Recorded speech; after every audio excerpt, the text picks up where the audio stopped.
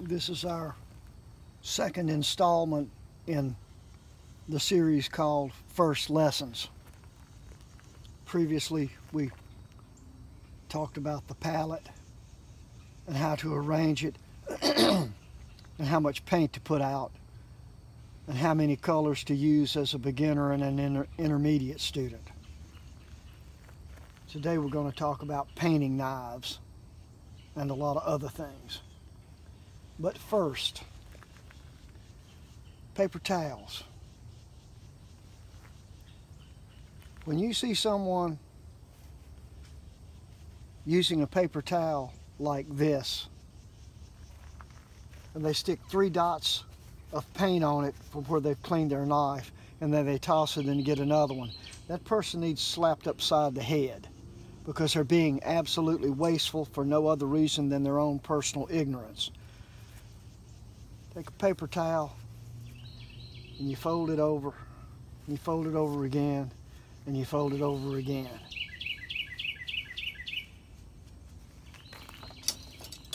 That way you have a nice thick pad so that razor sharp edge on that knife doesn't cut you when you're cleaning it. You're holding your palette. This is between your hands. It's always there to clean as you go. Simple.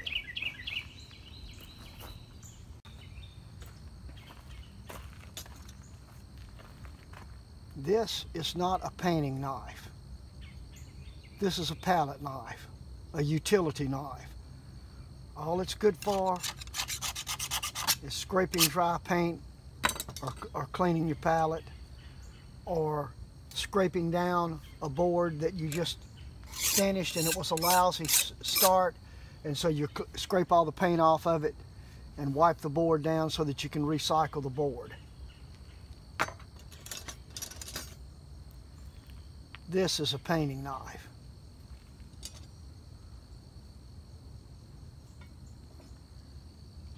They're made for painting, not scraping windows and walls and outside of houses. Those cost too much. This kind is fairly cheap, about $2 a piece. They're a little stiff, but for beginner, that's not too bad. The longer ones are a little bit more limber.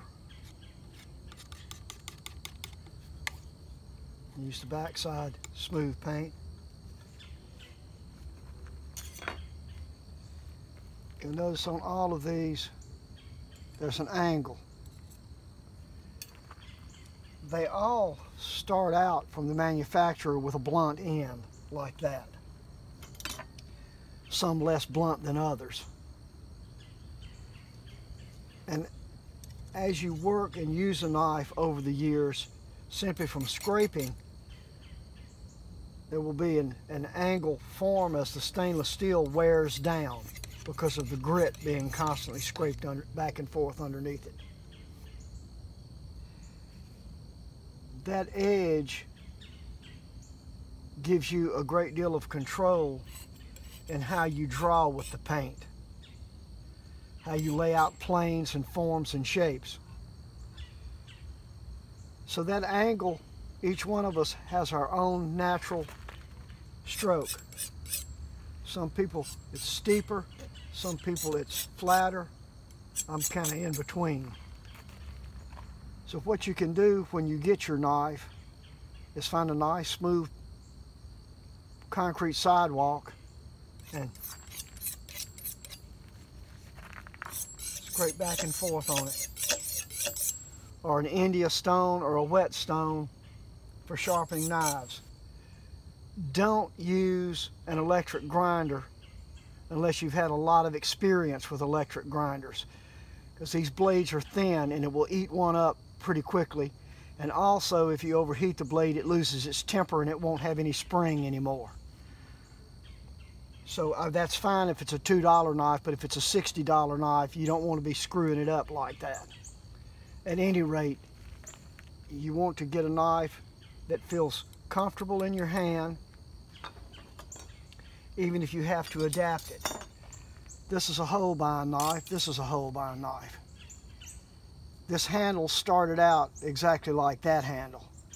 These are too smooth and they'll tend to turn in your hand. I flattened out front and back pretty much like old Winsor Newton knives that they haven't made in 30 years. That way you've got a good firm grip.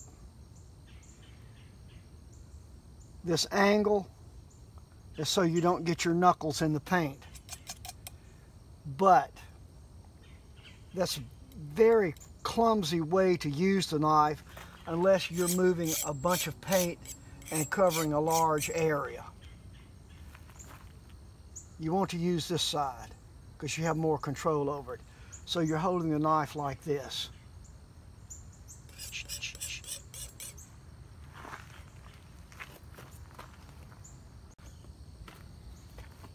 And as with any cutting device, it's like the old instructions for holding a foil.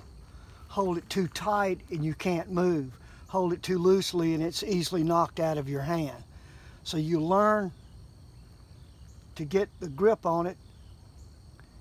Your pointer finger is held on the back of the shaft. It pretty much controls the amount of pressure that you're putting on the paint. And the amount of pressure on the paint determines how thick or how thin a layer goes on. Your pinky does a lot in holding it against the palm of your hand. You've got to be loose and you've got to be flexible, but you've also got to have it completely under control. Because if you drop this on the ground or on the table, on the tip, it's pretty much ruined. You might be able to grind it back down to a certain degree, but the shorter this gets, the stiffer it gets, to the point that they're no longer usable. It's just something to remember. You hold on to it, but you don't give it a death grip, but you make sure you don't drop it.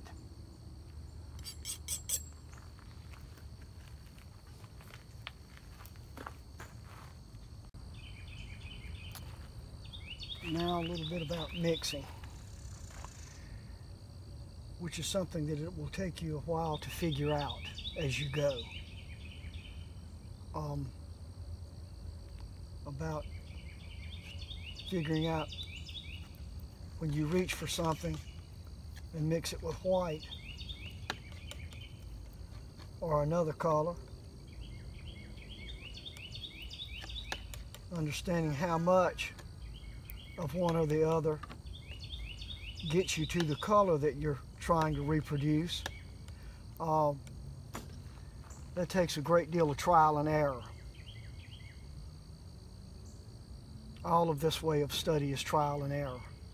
From the observations to every note that's mixed, whether you've been doing it for 2 weeks or 20 years, the level of difficulty on some things decreases, but new things come along, so the difficulty increases. But at any rate, it's like practicing any other instrument. You just have to do it over and over and over again until it becomes second nature.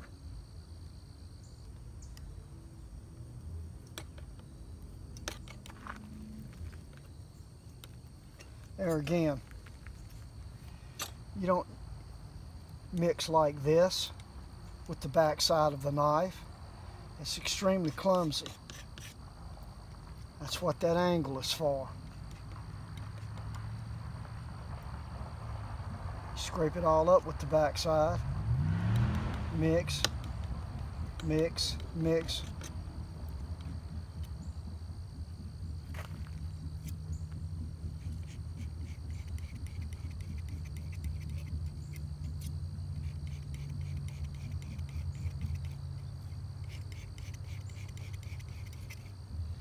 The more control you learn and the quicker you learn it, the better off you are.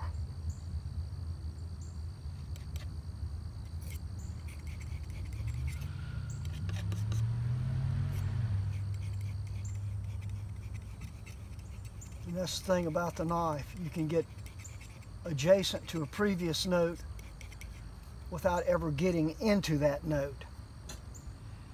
After you put your paint up, you come back and gently flatten the knife against it to smooth it down. If you put a note on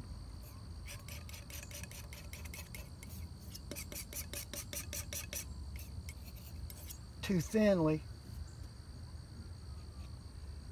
too much of the board shows through.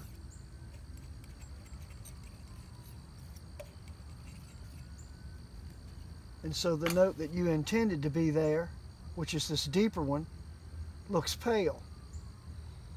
Now, that's also something that you learn to use, which is putting the paint on thinly over the white, because the light passes through the paint, reflects back off the white of the board, and makes colors look far more luminous and brighter than they are simply as flat notes of color, flat opaque notes of color.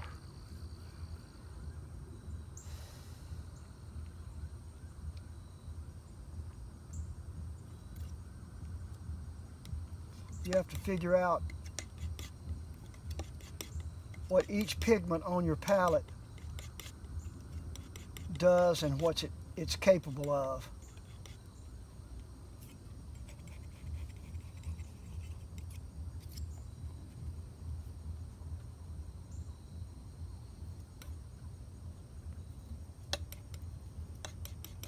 And try to understand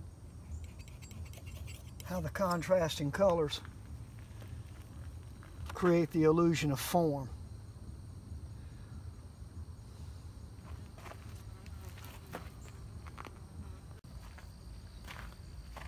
Let's do a little so you can see the mixing easier. You get the amount of paint that you want.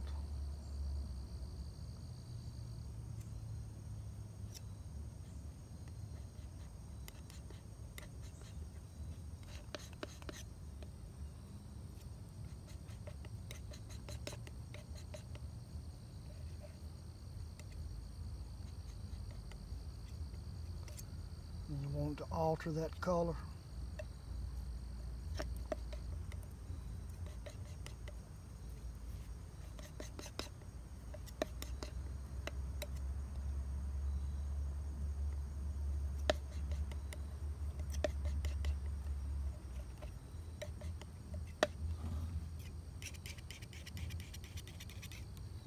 Sometimes you want to mix on your board in the beginning stages of painting, doing your first block studies. A lot of the mixing is done on the board.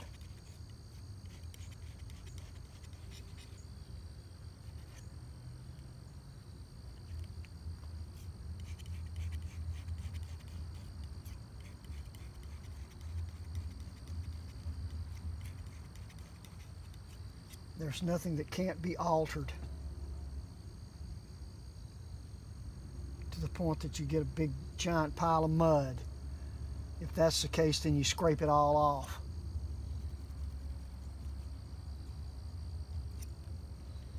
It's also part of the beauty of using the knife. You don't have 6 bottles of this and a half a dozen cans of something to keep the brushes clean and all that kind of stuff. You know, zip zop, and your knife is clean and ready to go and won't muddy up the next color.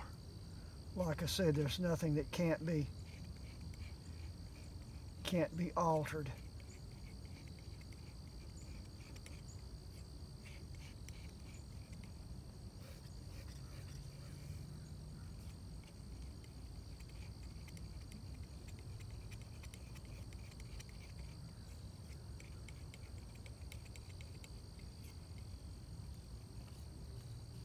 With enough practice, you'll have plenty of control to be able to manipulate the paint into whatever shape that you're interested in doing.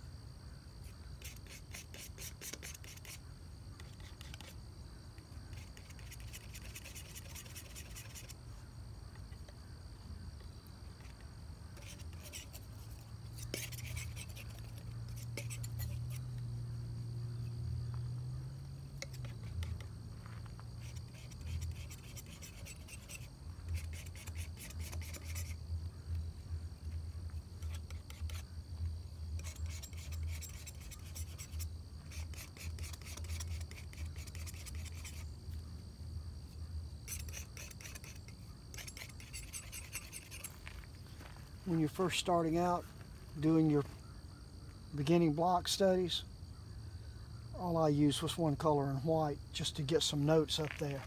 But as you're making each different color of each plane and your tabletop and your cast shadow, that's about how long you should spend getting the notes up there. Wham, bam. Then you compare to your setup, to your plane, glancing back and forth, and then you adjust it.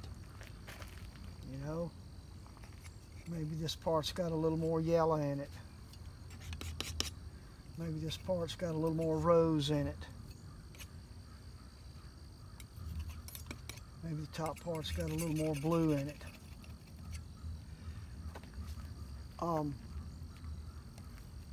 So sometimes you need to be a wild man, and sometimes you need to have absolute control.